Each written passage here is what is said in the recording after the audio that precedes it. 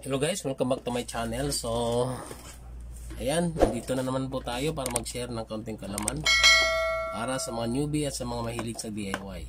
So ngayon guys, tungkol ito sa timer washing machine. Timer ng isang washing machine na manual. So, ayan. Mayroong tinatawag na 3 wires, yung tatlong wire lang, yung dulo. Although makita nyo dito 5 wires siya, 1, 2, 3, 4, 5, pero nakadugtong yung green. So yung pinakadulo lang niya, yung may mga dulo lang, ito lang yung counting sa ng ilang wire. So meron siyang 3 wires, mayroon din dito 6 wires, ayan. So ayan. So wala nang dugtong to. 2, 4, 6 wires. So unahin muna natin yung, explain ko muna yung 3 wires. So kadalasan dito ay magagamit sa mga single na washing machine, yung wash lang, wala siyang drain. So ayan, at saka yung capacitor niya, kita mo hiwalay siya sa dalawa. Yan yung capacitor, itong red at saka yellow, at saka yung brown naman para sa power supply. So hindi na kayo malilito nito kung saan nyo ikakabit. Una yung power at saka yung sa capacitor. So tatlo lang yung ano dito, yung wire. So ayan, tapos yung kulay niya is red at saka yellow. So pero iba-iba naman kasi guys yung mga color coding ng wiring ng washing machine. Depende na lang sa brand at saka sa yun nga, yung brand at saka model. So ito naman yung 6 wires natin. So ito kadalasan ginagamit sa twin tub or yung mayroong dryer. So itong dalawang to guys na nakahiwalay, ito yung para sa power supply. Ayan, yung brown kadalasan ito yung sa power at saka yung isa papuntang switch ng yung drain na switch, 'di ba? Mayroon siyang normal at saka yung hard. So ito 'yon doon. Saka yung labas ng hard noon, dito 'yan papasok sa dalawang maikli. Itong dalawang maikli guys, ito yung labasan ng power. Tapos yung mahaba katulad ng sa 3 wires natin, yung yellow at saka red, ito yung sa capacitor.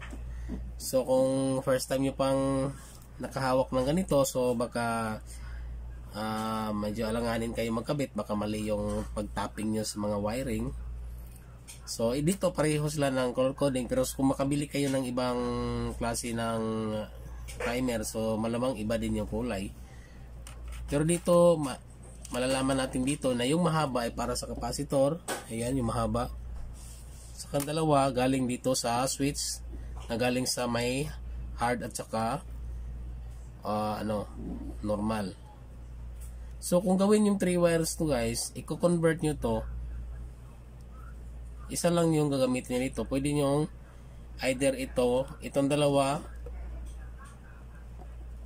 di ba ito yung sa sa capacitor, so wag mo nyong galawin yan. So dito sa dalawa yung maikli, pwede nyo i-shortcut dito yung isa, ayan.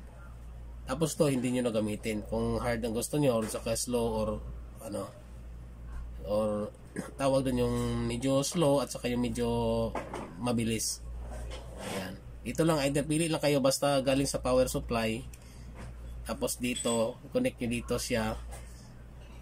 Ayan, pasensya na guys kung gumagalaw yung phone. Tapos ito condem na to, tape nyo na lang kung 3 wires yung gusto nyo. Kung ang nabili nyo ay 6 wires. Pero kung bibili pa lang kayo, so piliin nyo na yung 3 wires para hindi kayo malilito sa pagkabitan nyo. So ayan lang, either dito, so depende na lang sa nyo kung saan gusto nyo. So ayan lang siya.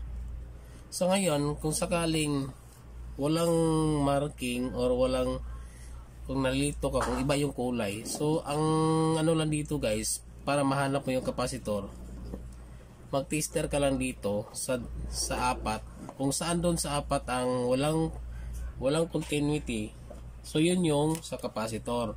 So katulad dito, gamit tayo nitong tester natin. Tapos ayan, ibabuzzer natin. Ayan. So ngayon, i-on natin yung ating tawag doon yung ito yung timer. So may clear lang pala yung storage ko parang maubusan ako nito So kung i-test mo dito sa dalawa, ayan, namamatay tuloy. Ayan. Yung red at saka yellow, di ba? Capacitor ito 'yon. So wala kayong makikitang nagbabuzzer yan kasi hindi siya nagso-short or wala siyang continuity. Yan. Pag-click yan, dapat buzzer yan. So, ibig sabihin yan, ito yung sa capacitor. So, walang dapat magsi-shorty dito.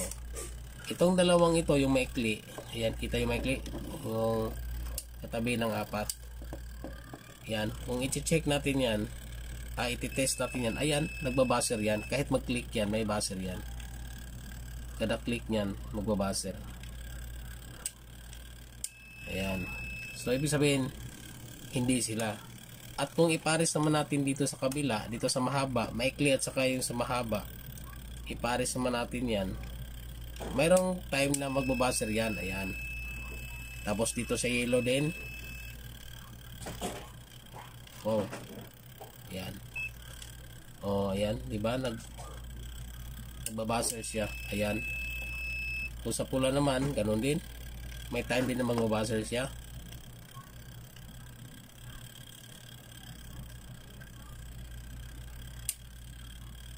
Ayan. So, yan. In short, kung mahanap mo dito sa 4, ang dalawang pares na walang continuity, kung mag-test ka sa tester, ibig sabihin, yun na yun ang ating capacitor. At saka yung dalawang naiwan, yun yung para sa power dito sa power supply niya, doon sa switch. So ilalagay ko na lang dyan yung diagram sa switch para makikita nyo yung kung paano ikakabit. Meron din ibang 7 wires, so depende na din sa inyo kung paano. At least alam nyo kung paano ikabit ito. Yung 6 wires is advantage kasi pwede nyo gawing 3 wires, pwede nyo din gawing 6 wires, pwede rin 5 wires. Yon, pwede nyo gamitin ng ganon. So itong 3 wires naman, pwede din gawing 5 wires, putulin nyo lang yan. Pero kung maaari, hindi pa yung, kung bibili pa kayo, so piliin nyo lang yung 5. Kung may 5 wires naman, bilhin nyo. Kung may 7 wires naman, bilhin nyo. Yan. Pero kung wala talagang choice, pwede i-convert to. So yung guide ko lang, para hindi kayo mawawala, yung capacitor lang talaga ang tama. Kung saan ang tamang kabitan ng capacitor, yun lang talagang hahanapin nyo. Kasi the rest nun is sa power na yun lahat. So may diagram natin ilalagay dyan. So isisingit ko na lang dyan. So sana'y maiintindihan nyo yung ginagawa kong tutorial ngayon. At saka may naiaambag ito sa karagdagan ng kaalaman nyo. So ayan, hanggang sa muli. Dito na lang muna yung tutorial natin. At saka God bless po sa ating lahat. Bye bye.